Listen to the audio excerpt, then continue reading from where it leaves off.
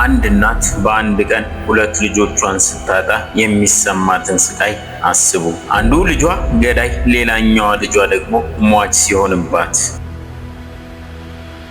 እነዚህ ሁለት ወንድማማቾች በአንድ ቤት አደጉ፣ አብረው በሉና ጠጡ፣ አብረው ለአምላካቸው መስዋዕትን አቀረቡ። ነገር ግን በአንደኛው ልብ ውስጥ ፍቅር ሲበቅል፣ በሌላኛው ልብ ውስጥ ግን እጅግ አደገኛ የሆነ መርዝ ተጸነሰ። ያ መርዝ ስሙ ቅናት ይባላል። ከመሰዊያው ስር የጀመረው ያ ቅናት ወደ ጥላቻ ተቀየረ። ጥላቻው ደግሞ ወደ ሴራ አደገ። በመጨረሻ መቃብር ባልተቆፈረባት፣ ሞት ምን እንደሆነ በማይታወቅባት በዚያች ንጹህ ምድር ላይ የመጀመሪያው ሰው ደም ፈሰሰ። ውድ ክርስቲያኖች ሆይ በዚህ ቪዲዮ በአዳምና ሔዋን ቤት ተገኝተን የአቤልና የቃየንን ታሪክ ከልጅነት እስከ እውቀት ድረስ እንተርካለን። አቤል ወደ ተገደለበት ሜዳም በሐሳብ ሂደን የንጹህን የአቤል ደም ጩኸት አብረን እንሰማለን። እነሆ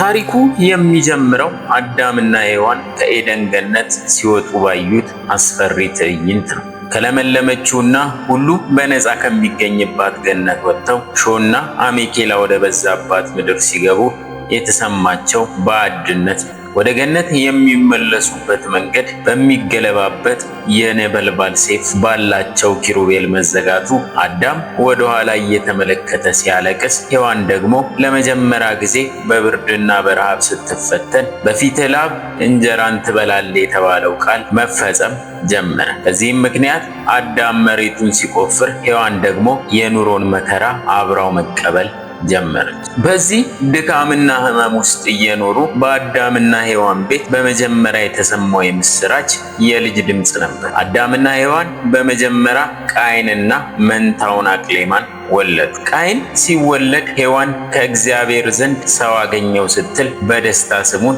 ቃየን አለችው። ከቆይታ በኋላ ደግሞ አቤልና መንታውን ሉዲያን ወለደች።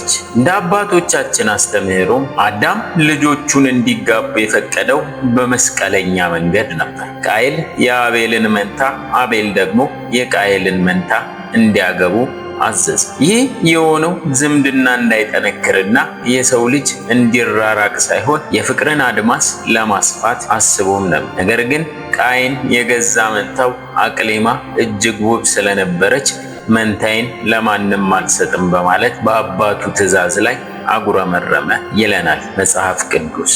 የቃየን ልብ ገና ከጅምሩ በራስ ወዳድነት የታወረ ነበር። አዳምና ሔዋን ቃየልን ሲያዩት ምናልባትም ገነትን የሚያስመልስልን እርሱ ነው የሚል የተሳሳተ ተስፋ ነበራቸው። ልጁን እንደ ትልቅ ሀብትና እንደ ብርቱ ተዋጊ አድርገው አሳደጉ። በዚህም ምክንያት ቃየል ገና ከልጅነቱ ጀምሮ ጠንካራ የጉልበት ስራ የሚወድና በመሬት ላይ ያለውን ነገር ለመቆጣጠር የሚፈልግ ባህሪ ነበር። በተቃራኒው ደግሞ አቤል ጸጥታና ርኅራኄን መረጠ። በዚህም ምክንያት እረኛ ሆነ። ቃየል ከምድር ጋር ሲታገል፣ አቤል ግን ከእንስሳቱ ጋር በተራራና በሸለቆ ውስጥ እየተዘዋወረ ስለ ፈጣሪው ግርማ ያስብም ነበር። ልጆቹ እያደጉ ሲመጡ አዳም ታሪኩን ሊነግራቸውም ተቀመጠ። ልጆቼ ሆይ እኛ እዚህ አልነበርንም እያለ ስለ ገነት ውበት፣ ስለ እግዚአብሔር ድምፅና ስለ ውድቀቱም ያስተምራቸው ነበር። እግዚአብሔርን ማመስገንና በደልን ማስተሰሪያ መንገድ መስዋዕት ማቅረብ እንደሆነ አዳም ለልጆቹ ነገራቸው።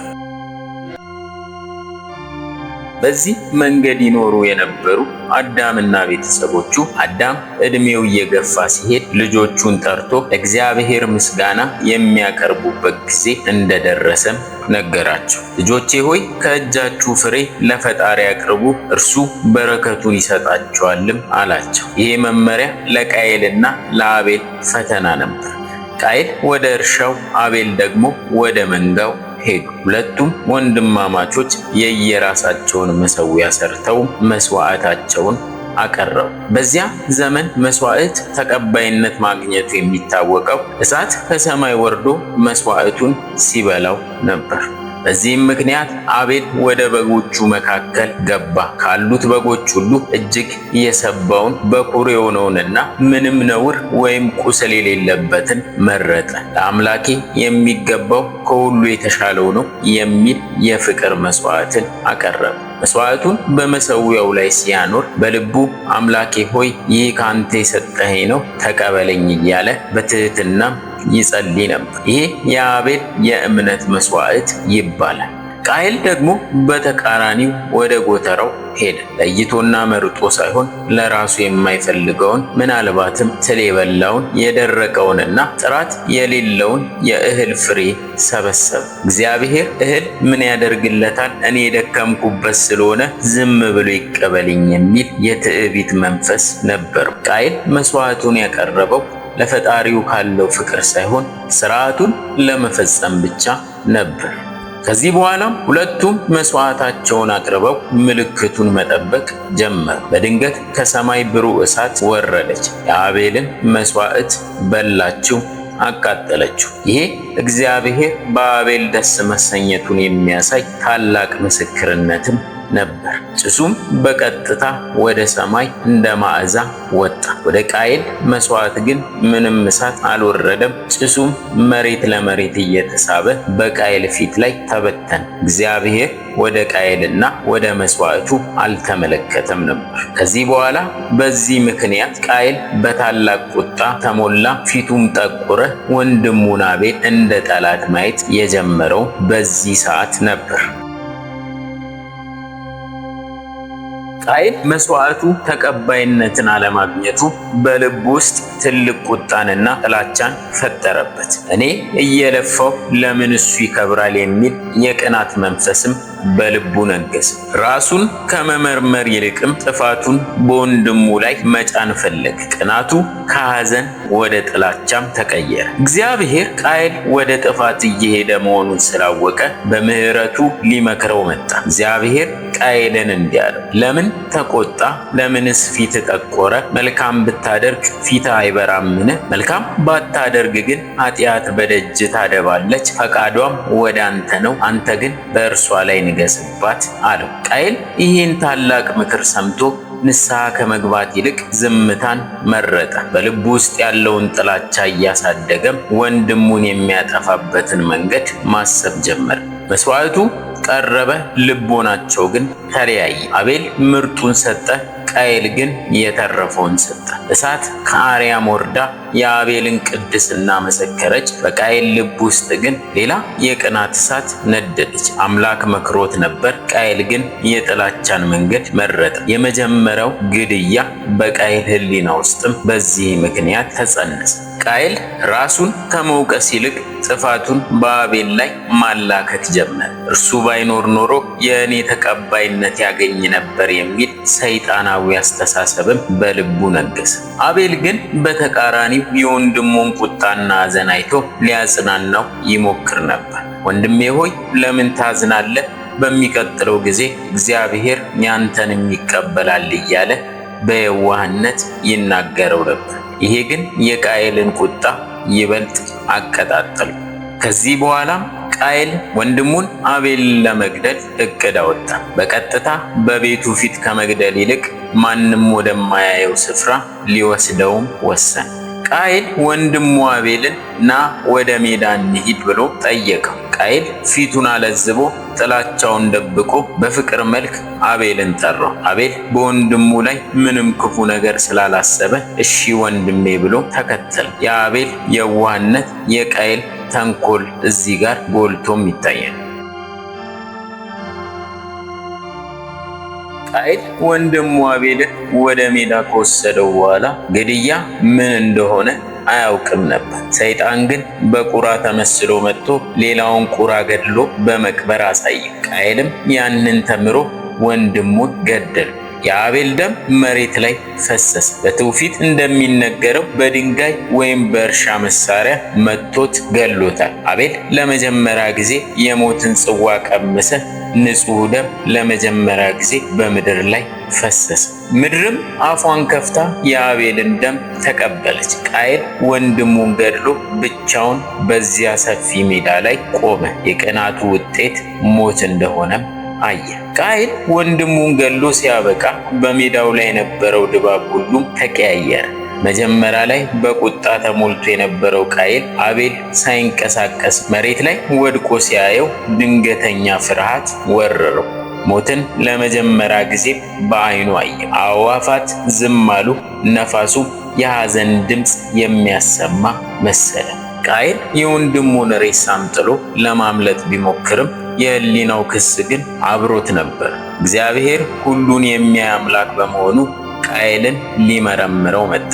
ወንድም አቤል ወዴት ነው የሚል ድምፅ ከሰማይም መጣ። ይሄ ጥያቄ እግዚአብሔር ሳያውቅ ቀርቶ ሳይሆን ለቃየል የንስሐ ዕድል ለመስጠት ነበር። ቃየል ግን በንስሐ ፈንታ ድፍረትን መረጠ። አላውቅም የወንድሜ ጠባቂ ነኝን ብሎ በፈጣሪው ፊት ዋሸ። ይሄ ንግግር የቃየልን የልብ ደንዳናነትና ፍቅር የለሽነት በግልጽ ያሳያል። የተጠየቀውን ጥያቄ በውሸት የመለሰው ገዳዩ ቃየል እግዚአብሔር የቃየልን ውሸት ገለጸበት። ምን አድርገህ የወንድምህ የደሙ ድምፅ ከምድር ወደ እኔ ጮኻል አለው። የአቤል ደም ፍትህን ፈልጎ ወደ ሰማይ ጮኸዋል። ምድር አፏን ከፍታ የወንድሙን ደም በመቀበሏ በእርሷ ላይ ያለው በረከት ለቃየል ተከለከለ። ቃየል የደከመባትና ያመረተባት ምድር አሁን ጠላቱና ተነሳችበት። እግዚአብሔርም በቃየል ላይ የቅጣት ፍርዱን አስተላለፈ። ከዛሬ ጀምሮ በምድር ላይ ኮብላይና ተቅበዝባዥ ትሆናለህ የሚል ፍርድን ሰጠው። የትም ቦታ አርፎ እንዳይቀመጥ ሰላምም እንዳያገኝ ተፈረደበት። ቃየል ንስሐ ከመግባት ይልቅ ስለ ቅጣቱ መክበድ አጉረመረመ። ኃጢአቴ ልሸከማት ከምችለው በላይ ናት፣ የሚያገኘኝ ሁሉ ይገለኛል ብሎም ፈራ። እግዚአብሔር ማንም እንዳይገድለው በቃየል ላይ ምልክት አደረገለት። ይሄ ምልክት ለቃየል ጥበቃ ቢሆንም ለዓለም ግን የኃጢአትና የግድያ ምልክት ሆኖ ቀረ። ቃየል ፍርዱን ከሰማ በኋላ በታላቅ ድንጋጤ ተዋጠ። እግዚአብሔርም ቃየልን የሚገድል 7 እጥፍ እንዲበቀል ተናገረ። ማንም እንዳይገድለው በቃየል ላይ ምልክትን አደረገለት። ከዚህ በኋላ ቃየል ከአባቱ ቤትና እግዚአብሔር ፊት ተለይቶ ሄደ፣ ሸሸ ይለናል ሙሴ በዘፍጥረት ታሪኩ ላይ። ነገር ግን ከሸሸ በኋላም ከኤደን በስተ ምስራቅ በኩል ኖድ በሚባል ስፍራ ተቀመጠ። ኖድ ማለት መቅበዝበዝ ወይም መንከራተት ማለት ነው። ቃየል ሰላም ለማግኘትና ራሱን ለመከላከል ሄኖክ የተባለች የመጀመሪያዋን ከተማ በልጁም ስም ሰራ። ይሄ የሚያሳየው ቃየል በፈጣሪ ጥበቃ ከመታመን ይልቅ በገዛ እጁ ጥበቃ ላይ መመካቱ ነው። አዳምና ሔዋንም በአንድ ቀን አቤልን በሞት ቃየልን ደግሞ በስደት አጡ። ቤት ውስጥ የለቅሶ ድምፅ ነገሰ። አዳምና ሔዋን የአቤልን አስክሬን ባዩ ጊዜ ለቅሷቸው እጅግ መራራ ነበር። ሞትን በመጀመሪያ ያዩት በልጃቸውም ላይ ነበር። አስክሬኑን ምን ያድርጉት? ያን ጊዜ መቃብር አልነበር። አዳም የልጁን አካል ተሸክሞ ለብዙ ቀናት ሲቅበዘበስ ቆየ። አውሬ እንዳይበላው፣ ፀሐይ እንዳያበላሸው እየተጨነቀ ይሸከመውና ያቅፈው ነበር። እግዚአብሔርም ለአዳም በመላእክት ፋንታ በደካማ ፍጥረት ሊያስተምረው ወደደ። 2 ቁራዎች በአዳም ፊት ተጣሉ። አንዱ ቁራ ሌላኛውን ገደለው። ከዚያም በሕይወት ያለው ቁራ በጥፍሩ መሬቱን ቆፍሮ የሞተውን ወንድሙን ቀበረው። አዳምም ከዚህ በኋላ ወዲያው አቤልን ቀበረው። ይህም በምድር ላይ የመጀመሪያው መቃብር ሆነ። ይሄ ቦታ የአቤል ደም የፈሰሰበትና የተቀበረበት የደም መሬት ተብሎ ይጠራል። አዳምና ሔዋን በደረሰባቸው ሐዘን ምክንያት ለ100 ዓመታት ያህል ተለያይተው ኖረዋል። ይህ 100 ዓመት የለቅሶ ዘመን ይባላል። በዚያ ዘመን አዳም በጾምና በጸሎት ፊቱን ወደ ገነት አቅጣጫ ዙሮ አምላኩን ይማጸን ነበር። አዳም ከገነት ይዟቸው የወጣቸውን ቅርሶች ማለትም ወርቅ፣ ዕጣንና ከርቤ መካነ ግምጃ በተባለ ዋሻ ውስጥ አስቀምጦ በዚያ ይጸልይ ነበር። አዳም በዚያ ዋሻ ውስጥ ሆኖ በየቀኑ 5 ጊዜ ይጸልይ እንደነበር የቤተ ክርስቲያናችን ታሪክ ይገልጻል። አዳም 100 ዓመት ካዘነ በኋላ እግዚአብሔር አጽናኝ መልአኩን ላከለት። አዳም ሆይ ሐዘኔ ይብቃ፣ በሞተው አቤል ፈንታ ሌላ ልጅ እሰጥሃለሁ አለው። በዚህ ጊዜ ነው እንግዲህ ለነገረ ድህነት መሰረት የሆነው ሴት የተወለደው። ውድ ክርስቲያኖች ሆይ የቃየልና የአቤል ታሪክ የኛም ታሪክ ነው። በልባችን ውስጥ ያለው የቅናት እሾህ ሳይበቅል መነቀል አለበት። ቃየል ሰላምን ፍለጋ ከተማ ቢሰራም ከፈጣሪ ርቆ ግን ሰላምን አላገኘም። እውነተኛ ሰላም ያለው በንጹህ መስዋዕትና በወንድማዊ ፍቅር ውስጥ ብቻ ነውና የመጀመሪያ ደም በምድር ላይ ፈሰሰ፣ የመጀመሪያው ገዳይም ተሰደደ። ቃየል ከተማ ቢሰራ ልጆቹ ጥበብን ቢያውቁም በታሪክ መዝገብ ላይ ግን ወንድሙን የገደለ ተብሎ ቀርቷል። አቤል ግን በፈሰሰው ደሙ ዛሬም ፍትህንና ጽድቅን ይሰብካል። ምርጫው የኛ ነው። እንደ ቃየል በቅናት መቃጠል ወይስ እንደ አቤል በንጹህ ልብ መስዋዕት መሆን? የእግዚአብሔር ቸርነት፣ የድንግል ማርያም አማላጅነት፣ የቅዱሳን መላእክት ተራዳይነት ከሁላችንም ጋር ይሁን። አሜን።